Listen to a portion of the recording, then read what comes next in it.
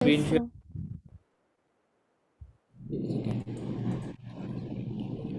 तो we are going to do this Cripps mission today. और जैसे हम लोग ने बोला था कि हम लोग अब जो जितना भी चैप्टर करेंगे हम लोग का रिवीजन चल रहा है और हम लोग एक एक लाइन पर ध्यान देंगे और एक एक क्वेश्चन को नोट करेंगे। ज्योग्राफी का मैंने नोट भी किया था, तुम लोगों को क्वेश्चन भेजा भी था, तुम लोग लर्न कर लिया सारा क्वेश्चन जो मैंने भेजे। आज उसका पार्ट 2 भी होगा, ठीक है। तो अब हम लोग स्टार्ट करें क्रिप्स मिशन से। तो प्रिया रीड, मैं ही रीड करता हूँ, ठीक है, because I have to stop wherever I want. तो 3 round table the total number of round table conference जो हुई थी वो कितनी हुई थी? 3, ठीक है। तो एक क्वेश्चन लिख लो, how many round table conference were held? How many round table conferences were held? अब ये क्योंकि इंडियन के बच्चे लोग हैं, हम लोग इंडिया और ब्रिटिश से रेफर कर रहे हैं, ठीक है। ये थोड़ा सा मैंने आपको समझना पड़ेगा because we are talking in relation to India and British round table conferences. तो हम लोग उसका पूरा डिटेल नहीं लिख रहे। तो how many round table conference were held? Anurup, do you know how many round table conference were held in total? Anurup, Swayam? Sir 3। 3, ठीक है। तो इसके ऊपर भी अपना आ सकता है एमसीक्यू। तो 3 round table conference were held, ठीक है। एक और कॉन्फ्रेंस लिख लो, क्वेश्चन लिख लो, the third round table conference was held in the year. मेरे नोट्स में अगर तुम लोग मेरा नोट्स लिया होगा तो तुम लोग को तीनों का मैंने वो चार्ट बनाया है, फर्स्ट सेकंड थर्ड कब कब हुआ था। तुम लोगों ने नोट्स देखा है मेरा? उसमें पूरा लिखा हुआ है कब कब हुआ था, ठीक है। सेकेंड क्वेश्चन क्या है? तो the third round table conference, the third round table conference was held in the year, कौन से ईयर में third round table conference held हुआ था? तो कौन से ईयर में हुआ था? 1932। क्या लिखेंगे अपन? ईयर 1932। एग्जैक्ट टाइम हम लोग को नहीं लिखना, खाली ईयर लिखना है। The third conference set from 17 November to 24 December 1932। तो हम लोग खाली आंसर लिखेंगे 1932। तो third round table conference was held in the year 1932, ठीक है। अब इसमें फर्स्ट क्या क्वेश्चन, हुआ था? फर्स्ट हाउ मेनी क्वेश्चन था round how table many round table conference? Conference were held in total. तो कितना हुआ था अनुरूप? How many round table conference were held in total? 3। हाँ, बड़ा आस्ते से बोला, बोला अरे पता नहीं शायद राइट हो रॉन्ग पता नहीं। खैर एनीवे, ठीक है। तो जब ये कॉन्फ्रेंस बना, थर्ड राउंड टेबल कॉन्फ्रेंस के बाद में क्या हुआ था? After this conference the government Drew up a set of proposals for the reform of Indian government, ठीक है। माने हम लोग के गवर्नमेंट के अंदर क्या क्या चेंजेस लाना है उसके ऊपर एक रिफॉर्म बैठा था, ठीक है। The government of India act, इसको हम लोग गवर्नमेंट ऑफ इंडिया एक्ट 1935 बोलते हैं। याद रखना, ये गवर्नमेंट ऑफ इंडिया एक्ट 1935 हम लोग का जब कॉन्स्टिट्यूशन जब तक नहीं बना था तब तक हम लोग इसी एक्ट के अंडर में काम कर रहे थे, okay. So this act, the Government of India Act 1935, was basically abolished on 26 जनवरी 1950। समझ में आ गया बात को? उससे पहले गवर्नमेंट ऑफ इंडिया एक्ट ही हम लोग को रूल कर रहा था, ठीक है। तो एक और क्वेश्चन आ सकता है, when did the government of India act 1935 receive royal assent, ठीक है। In which year? In which year did the government of India act 1935 got its assent? Assent का मतलब उसको अप्लाई करने का परमिशन मिल गया था फ्रॉम द क्वीन या parliament of the British, okay. तो कौन सा ईयर लिखेंगे अपन? In the year 1935। In the year 1935। समझ में आ रहा है आपको? इसमें दोनों बात क्लियर हो गई। 3 बातें क्लियर करने लायक यहाँ पर है। 3 राउंड टेबल कॉन्फ्रेंस हुई थी।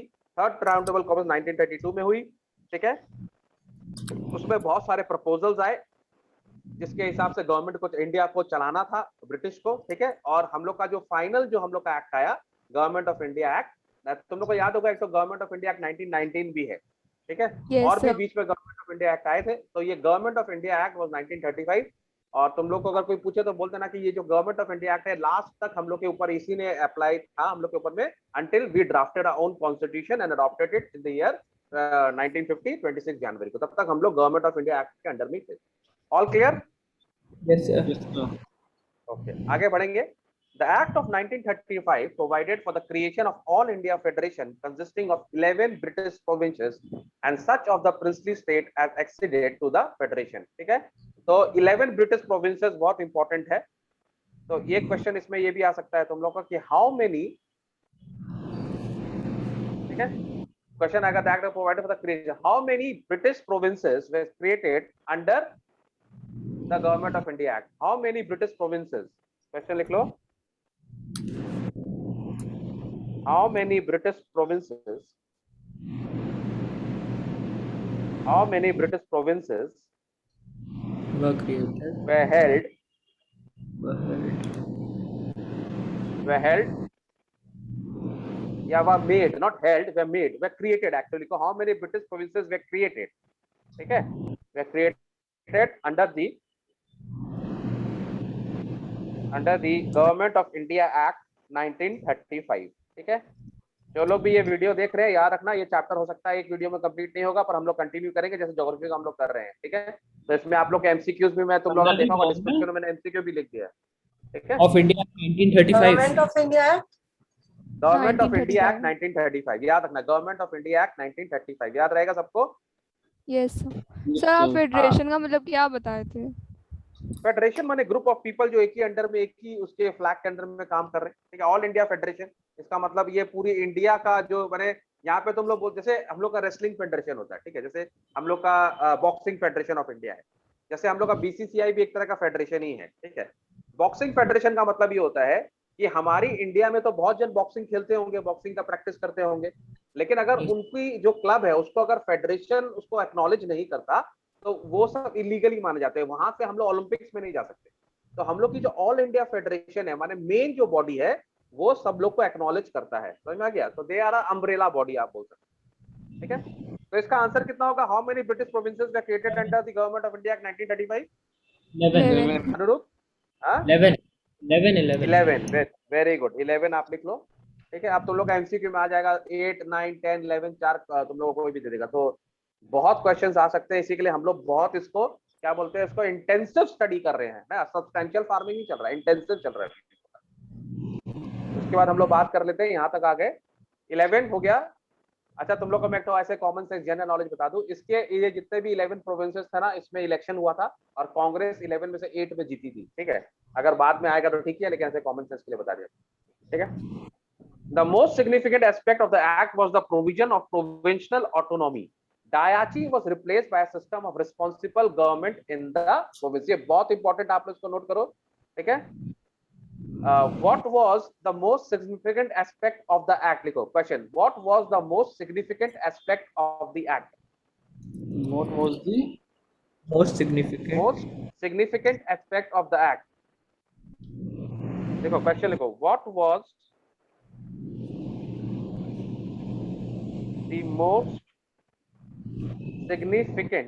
significant माने सबसे prominent या सबसे important aspect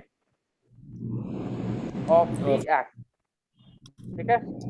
What was the most significant aspect of the act? Answer लिख लो आप लोग, लिखो abolition of Daiichi,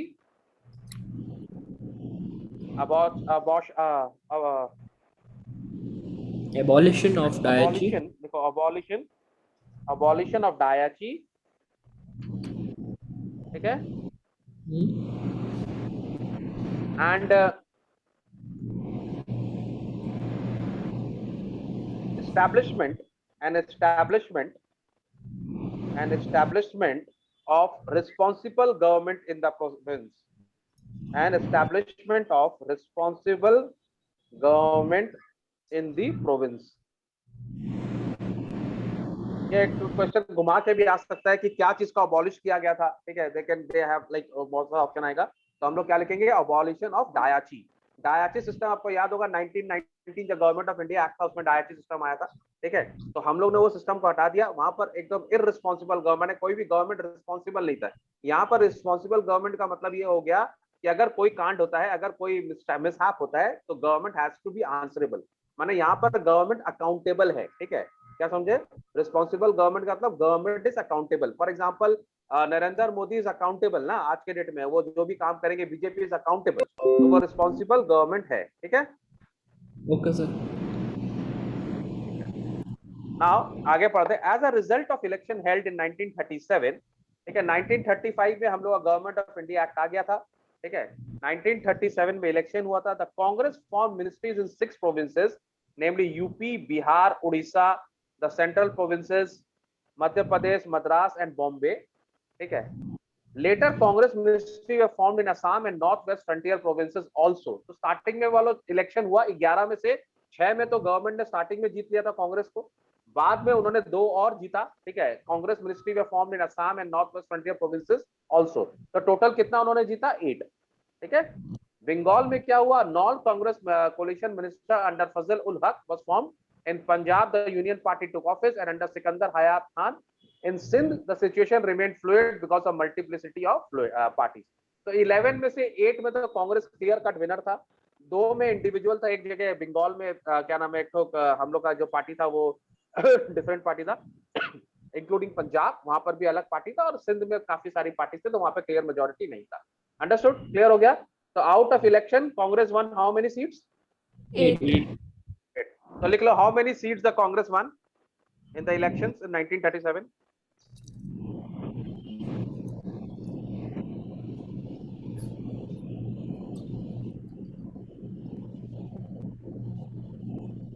इनफैक्ट ये लिखो, हाउ मेनी मिनिस्ट्रीज, सीट नहीं होगा, seat will be a wrong question. How many ministry did the Congress form? Did the Congress form in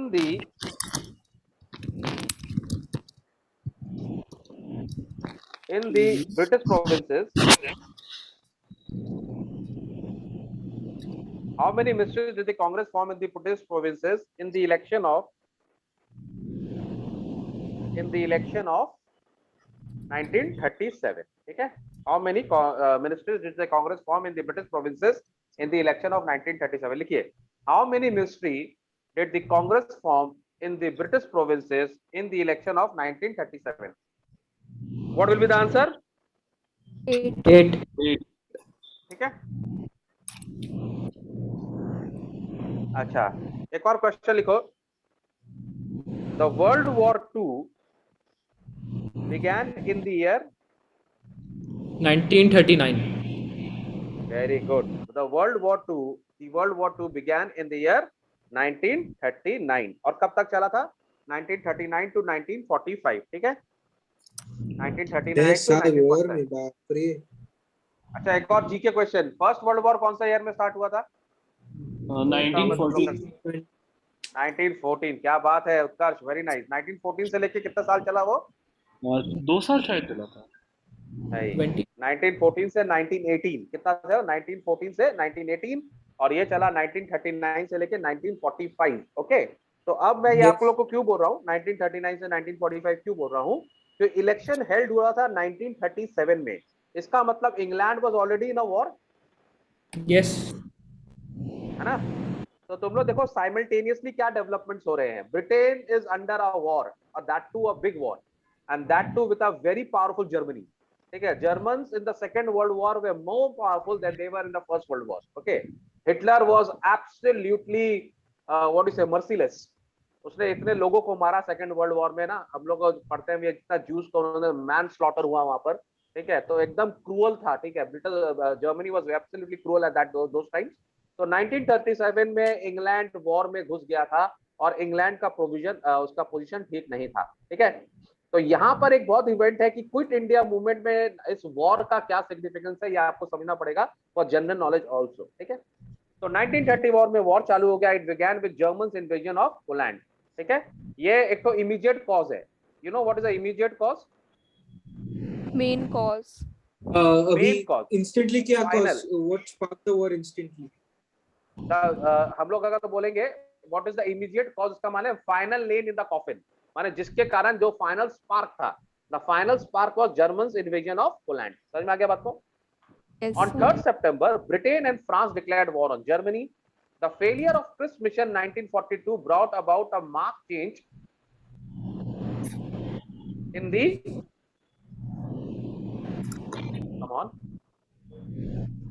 in the attitude of Congress leaders, ठीक है। अच्छा, अभी Cripps आया नहीं है, लेकिन फेलियर भी बता रहा है। The failure of Christmas Mission in 1942, ठीक है, brought about a marked change in the attitude of Congress leaders. They had been until now reluctant to launch a mass movement during the war, but now they were convinced that the British rule must end immediately. The events leading to the Quit India movement of 1934 really needed a detailed account, ठीक है। तो इसके बारे में हम लोग question बना सकते हैं, लेकिन हम लोग थोड़ा बाद में बनाएंगे। तो इसका मतलब क्या हो रहा है, यहाँ पर दो सिग्निफिकेंट इवेंट है। वर्ल्ड वॉर 2 चालू हो गया था, इंग्लैंड को इंडिया को खुश करना ही था, इंग्लैंड के पास ऑप्शन नहीं था, उसको इंडिया को खुश करना था। क्यों? Because they wanted to take control of our army, ठीक है, उनको हमारा डिफेंस सिस्टम पे कंट्रोल करना था। तो they wanted to give us something lucrative, जिससे हम ब्रिटेन की बात मान जाएं और हम ब्रिटेन को कुछ ना कुछ दे इन रिटर्न, ठीक है। तो उसी के लिए क्रिप्स बाबू आए थे, ठीक है। क्रिप्स जो है ना, वो चिप्स की तरह हम लोग को ऑफर दिया था एक तो, कि भैया ये ले लो, खा लो chips, they are very crunchy, आप ये खाइए और हमको अपना डिफेंस सिस्टम दे दीजिए। बट 1942 में हम लोग ने क्रिप्स का बात नहीं माना, हमने क्रिप्स को एक तो बहुत ही क्रिप्स लात मारी और उसको वहां से भगाया हमने, ठीक है। तो we actually didn't fall into the trap, okay. तो 1942 का जो हम लोग का क्विट इंडिया मूवमेंट, चलो एक और क्वेश्चन ले लो, when in which year did the quit India movement start? In which year did the quit India movement start? 1942। 1942, very good. मैंने तुम लोगों को गाना सिखाया था ना, 20, 30, 32, 42, याद है? तुम लोगों ने मेरा जो वीडियो देखा होगा उसको गाना याद होगा? यस सर, यस क्या गाना था? 20, 30, 32, 42। तो ये चार बहुत इंपॉर्टेंट डेट है, एक बार रिवाइज कर लेंगे। 1920 में क्या हुआ था? Non non cooperation cooperation movement. Movement, 1930 में क्या होता? Civil disobedience civil movement. Disobedience, 1932 में क्या होता? Civil disobedience movement 2.0।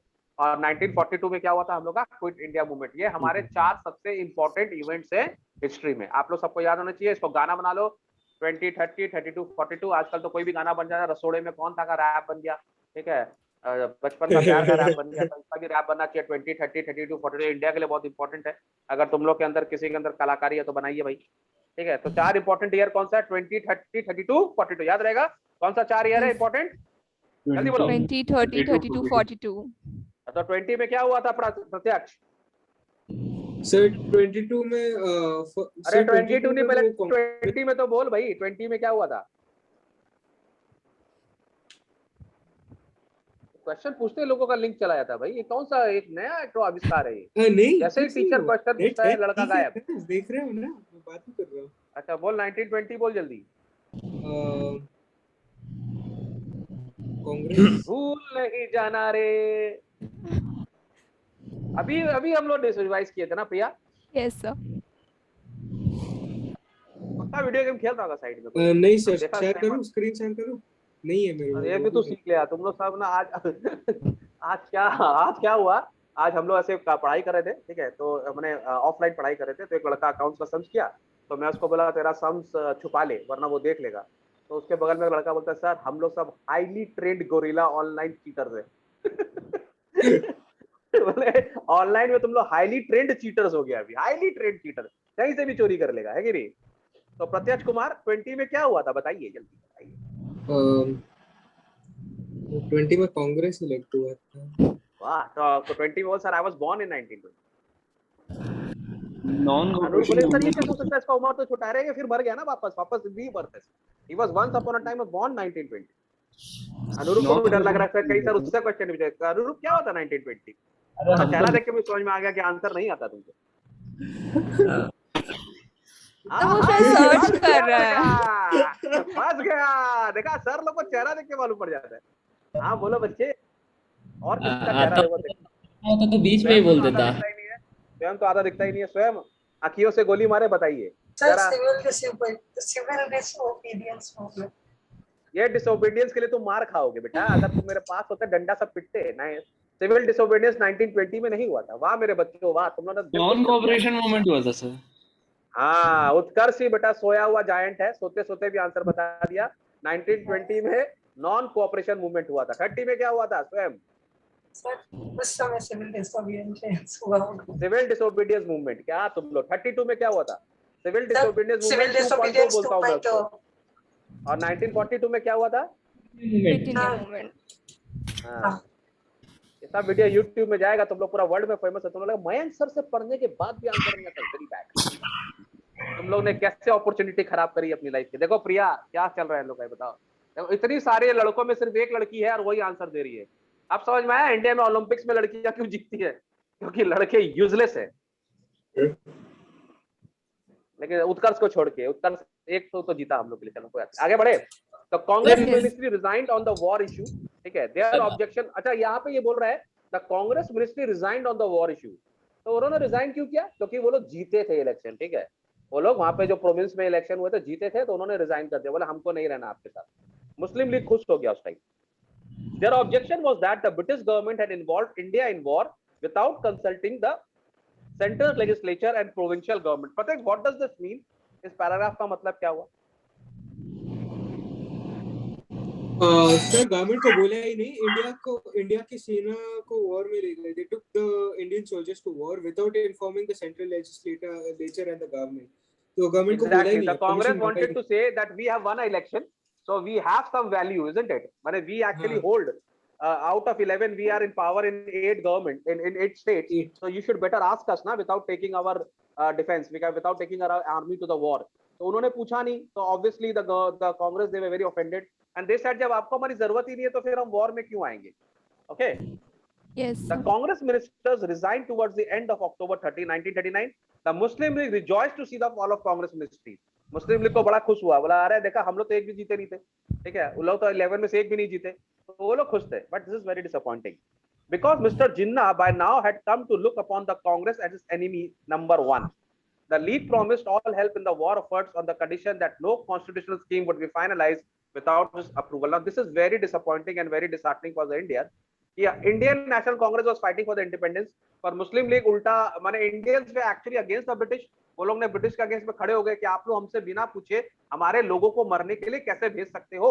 लेकिन मुस्लिम लीग उल्टा सपोर्ट कर रहा था, क्या नाम है, ब्रिटेन को, ठीक है, और ब्रिटिश को तो अच्छा ही लगेगा ना भाई, वो तो चाहते ही है, तो कोई ना कोई तो सपोर्ट करे, वो तो ये चाहते ही। ओके, तो आप लोग देख लो 1935 में हम लोग का क्या नाम है वो पास हुआ, क्या पास हुआ, गवर्नमेंट ऑफ इंडिया एक्ट, ठीक है। 1937 में एक्चुअली क्या नाम है हम लोग का वो मिनिस्ट्री जो है ब्रिटिश प्रोविंस में इलेक्शन हुआ और हम लोग जीते इलेक्शन। तो 1939 में वॉर चालू हो गया और 1940 में ब्रिटेन इंडिया आ गया एक ऑफर लेकर। क्यों आया तुम लोग को समझ में आना चाहिए।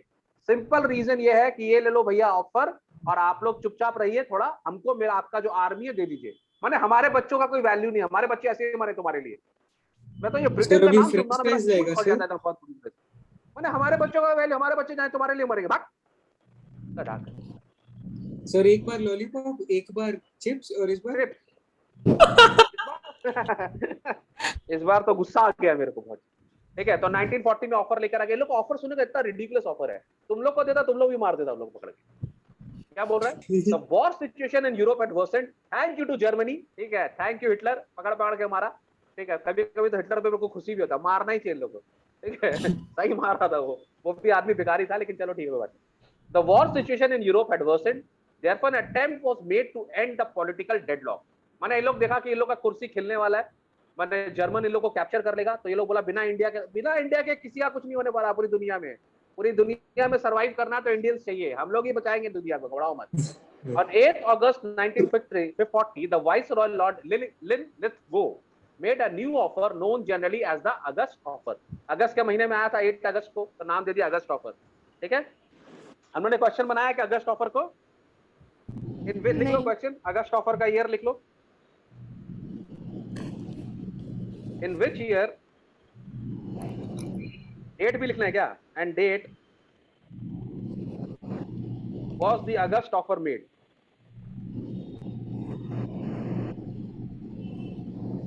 ठीक है, क्या डेट होगा बताओ अनुरूप। 8 अगस्त 1940। किसका बर्थडे है 8 अगस्त को? किसका बर्थडे? किसी का बर्थडे आता है उसको याद करना आसान होगा, ठीक है। अच्छा सेकंड क्वेश्चन लिख लो, ये बहुत इंपॉर्टेंट है, ये लोग क्वेश्चन बहुत दिमाग लगाना बोलेगा। Who was the viceroy? Who was the viceroy who made the August offer? लिखो, who was the viceroy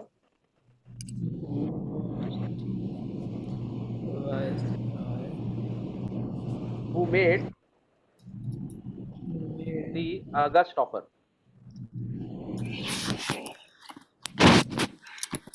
हाँ बोलिए स्वयं answer. Who was the viceroy? Sir वो वापस क्वेश्चन रिपीट करिए ना, लिख रहे थे sir. Who was the viceroy who made the August offer?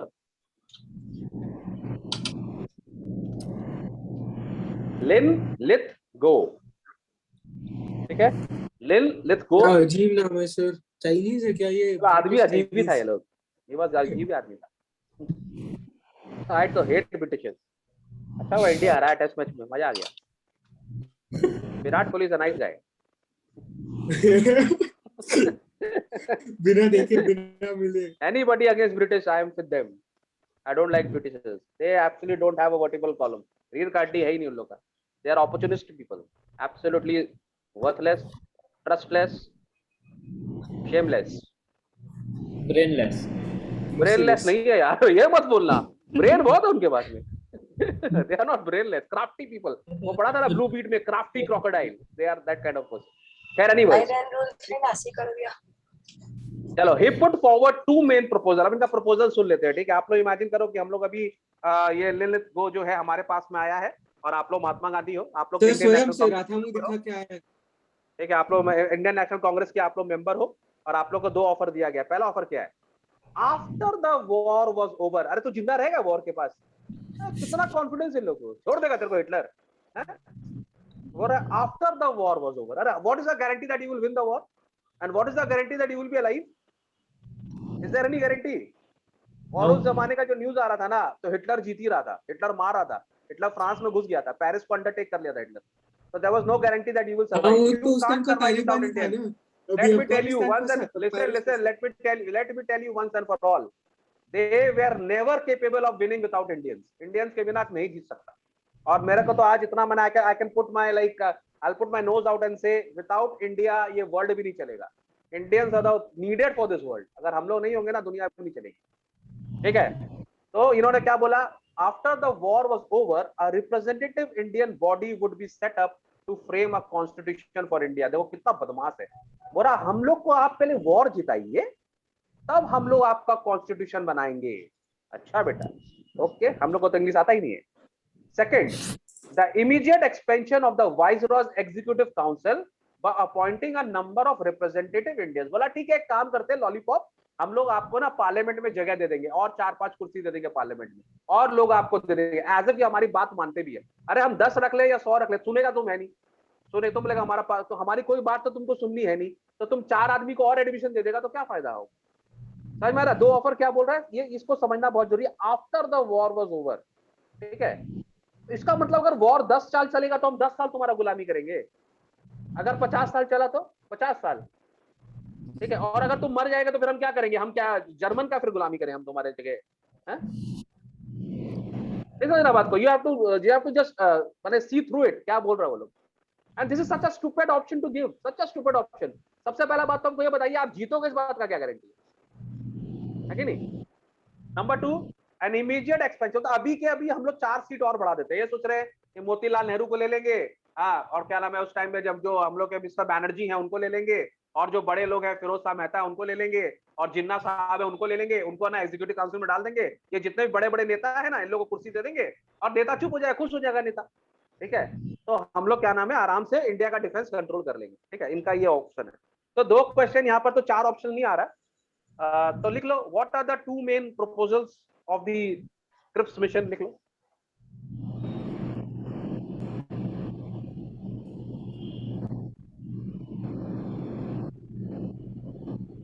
Two main proposal of the Cripps mission. Number 1 क्या होगा? जल्दी जल्दी लिखो। Sir, to reframe the constitution after the war was over. Frame when a constitution of India to be framed after the end of the war. Constitution of India to be framed after the end of the war. And number 2 look at immediate expansion of